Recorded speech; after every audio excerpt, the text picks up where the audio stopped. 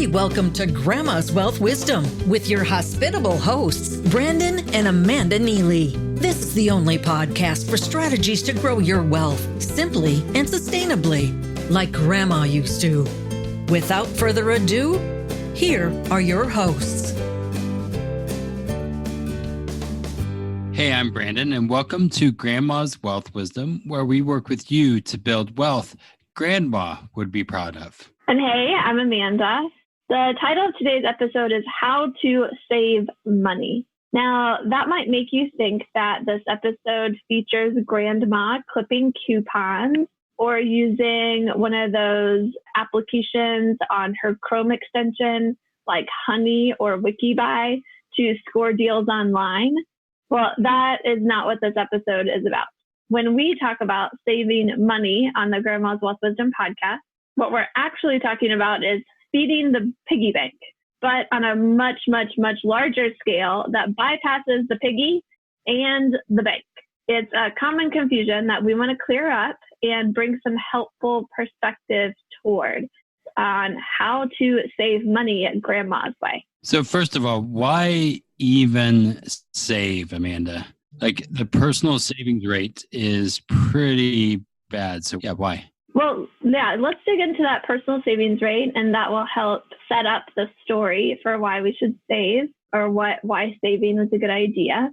So the Federal Reserve Economic Research, they have a bunch of statistics about things, including the personal savings rate, and they have data all the way back to 1960. And the highest that they record the personal savings rate is 17.3%, and that was in May 1975. Just after we'd come out of a major recession where there was high unemployment and high inflation at the very same time, back in 1974, 75.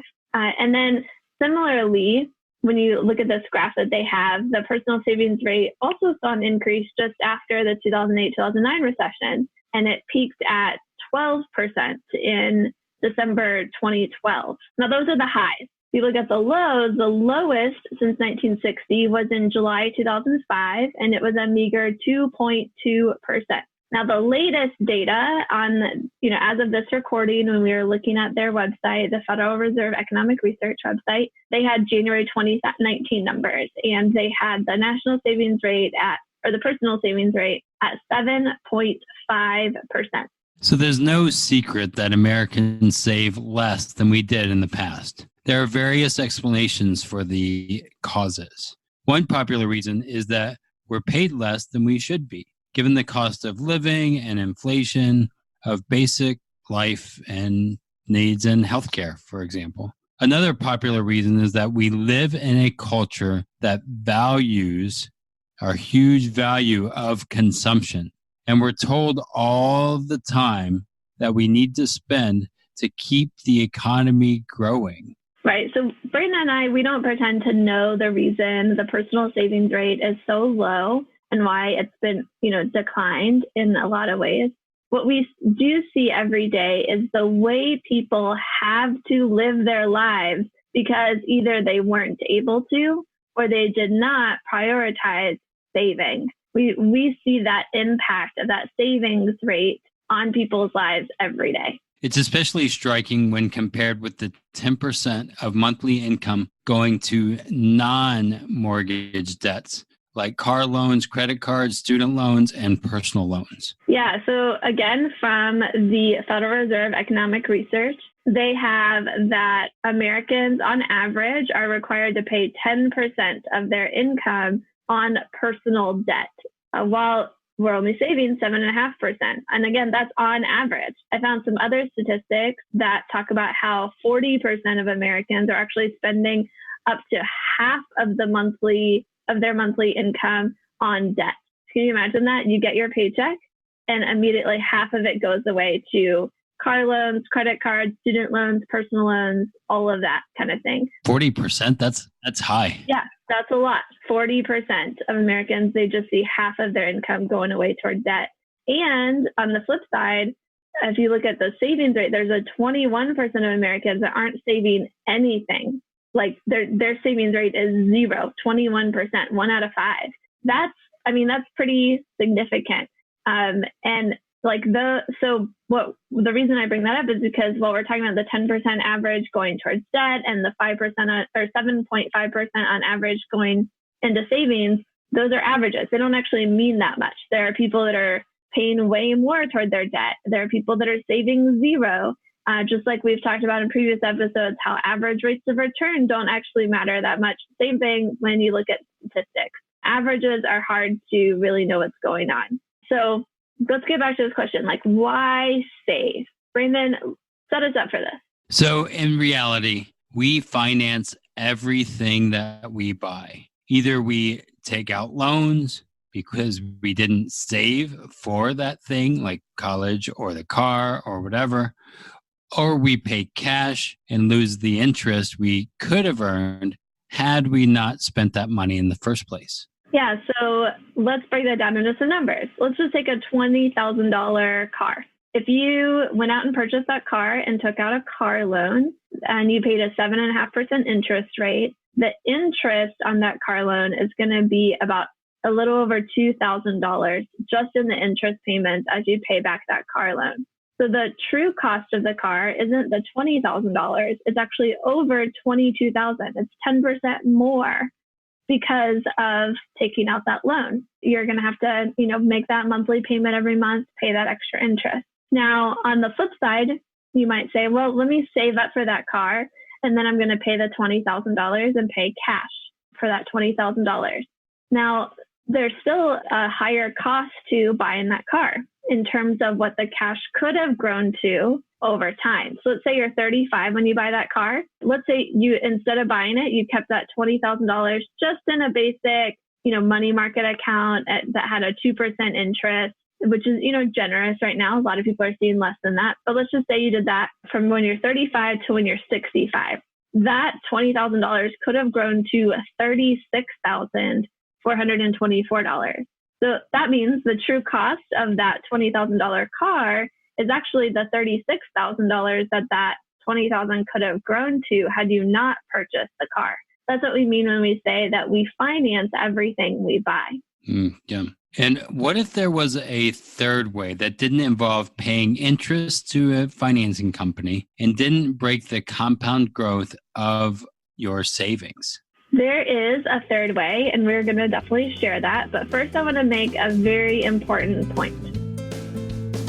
Grandma always said, eat your vegetables. She loved making home-cooked meals with healthy food and from-scratch desserts. Would you create a diet of fast food or cookie-cutter financial products that made you fat and bloated with fees? Or would you like wholesome, time-honored wealth strategies served with balance and trust? Get started with your healthy money planning by downloading Wholesome Wealth Recipes. Your Moolah cookbook is waiting for you at grandmaswealth.com. And what is that point, Amanda? The point is that there is a difference between needs and wants. I first heard this idea from a guy named Lauren Michaels Harris. And if you're like me, you might cringe when someone tells you to ask yourself, do you need it or do you just want it? Or it might actually sound like this in your head. It feels like grandma. Do you need it or do you just want it? It's kind of like the tonality that takes in my head, at least. And you might even think, yeah, grandma would ask this kind of question, encourage you to be thrifty, don't buy what you don't need and so forth. But or Amanda who says that to me all the time, right? Not like that though. Not like that, but Okay. But anyway, here's what grandma would really say about needs and wants. So she gives an example of like when a baby cries. Does the parent say, go find out what the baby wants?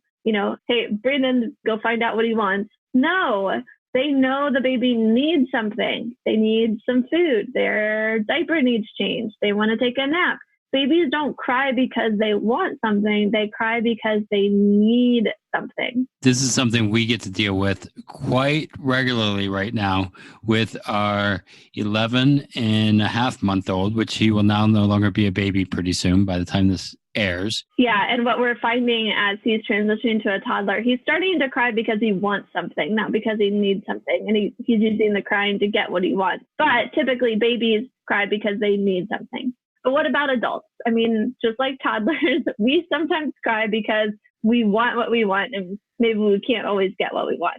And that's where this power of needs and wants comes in. So think in your head right now of something you want. Let me give you some examples. Maybe it's to lose 10 pounds, to purchase a home, to pay off your student loans, to get a better job, something that you want. You don't need things like this, but they are wants, and we all have wants. You got something in your head at wants? Yeah. I mean, I want to lose weight. I don't need to lose weight, but I want to. They might be good wants, but they are still wants. I don't need to lose that weight, but I want to. It'll make me look better. It'll help me feel better. I don't know, all kinds of stuff. Yeah. Okay. Once you have that want in your head, here comes the power question to ask. What do I need to do to get what I want? People should be writing this on a journal or something. Yeah. Answers might be something like, I need to make a grocery list and only get what's on my list if I want to lose 10 pounds. Amanda helps me with this a lot because she's in charge of the grocery list. And I want other things that sometimes are over the 10 pounds thing that I want. It's like I want ice cream, that kind of thing. But she reminds me what I really want and not that I don't need it. That's where I hear her voice sometimes. But really now I just do the grocery shopping so that we don't have to have that conversation. But let's go to the next example. Maybe it sounds like this. I need to save up a $30,000 down payment by saving 10% of my income if I want to purchase a home. Or if I want to pay off my student loans, I need to talk with Brandon or Amanda to find out how they did it. Or if I want to get a better job, I need to update my resume and start looking for companies I'd like to work for.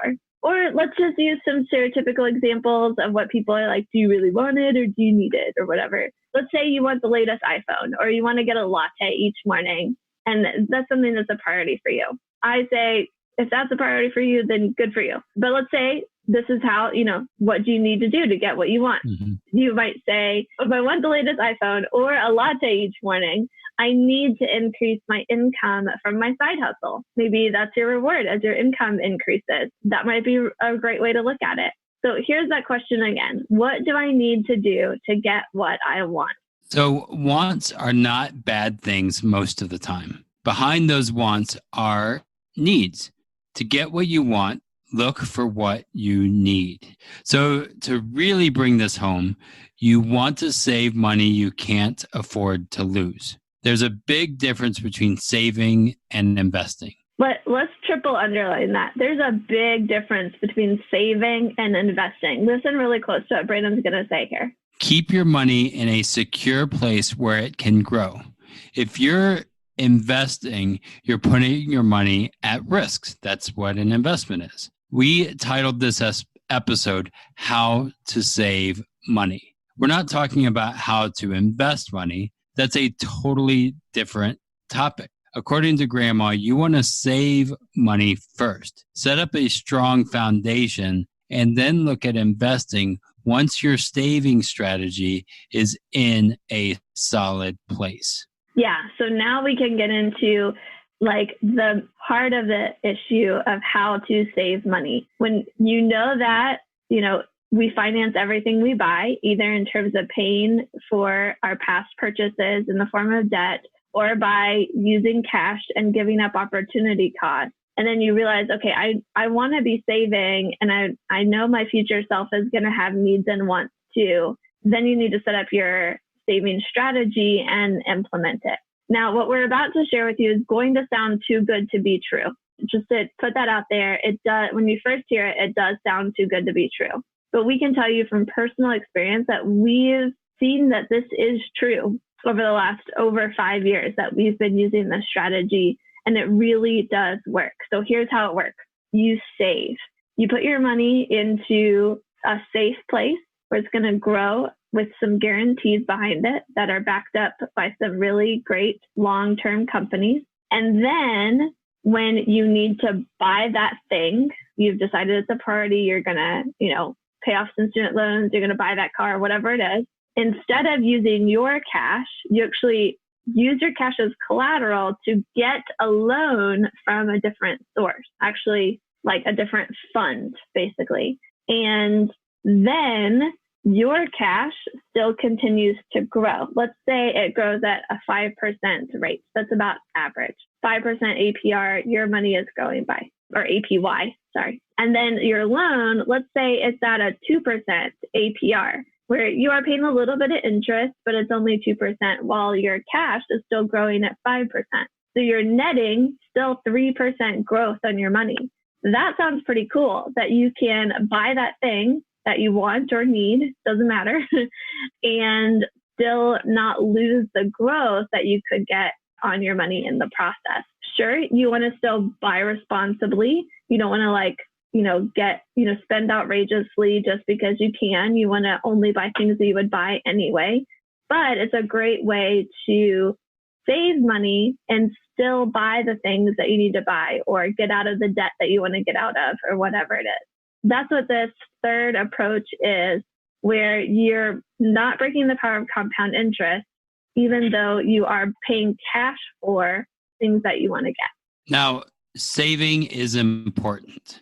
I'm saying this to the young people who are listening to this podcast, the young people. Savings. And the old people. And the old people. But younger people, savings is important. As I talk to older clients, they wish they would have saved earlier and longer, because they're in a place where that was their future self, but now it's not their current self, has these needs and wants, and they're not able to accomplish the things that they need because of what they did in the past. So your future self has wants and needs too. So take care of your future self to save in a way that won't also break compound interest. So if you want to learn more, contact us at grandmaswealthwisdom.com and click request a meeting. Yeah, I do have to add here, there are only 200 individuals, men and women, who can help you with this third way that we're talking about, where you don't break the compound interest, you're still able to purchase things. 200 people in the US and Canada. And Brandon and I happen to be two of them. We're 2 of 200. Yeah, we're specifically called Bank on Yourself Authorized Advisors, which is really cool. Yes. So make sure you're working with someone who has the training and the accountability to set this up and knows how to do it in the right way that's going to benefit you over the long term. Again, that website to go to is grandmaswealthwisdom.com. Click request a meeting, and you can set up an intro call, 15 minutes, just see if we'd be a good fit to work together, get all your questions answered, all that kind of stuff. So again, savings is not even an important strategy. It is needed for our wants and our needs. So next week or next episode, we're going to be talking on an important subject. What if you could buy your wealth instead of building your wealth? Let's say you're already wealthy. What if you could double your wealth instantly? Would you want to know how? Join us for the next episode to hear how you can buy your wealth. Until next time, keep building your wealth simply and sustainably for your own future and the future of our grandchildren's generation. The topics presented in this podcast are for general information only and not for the purpose of providing legal, accounting, or investment advice. On such matters, please consult a professional who knows your specific situation. This is thepodcastfactory.com.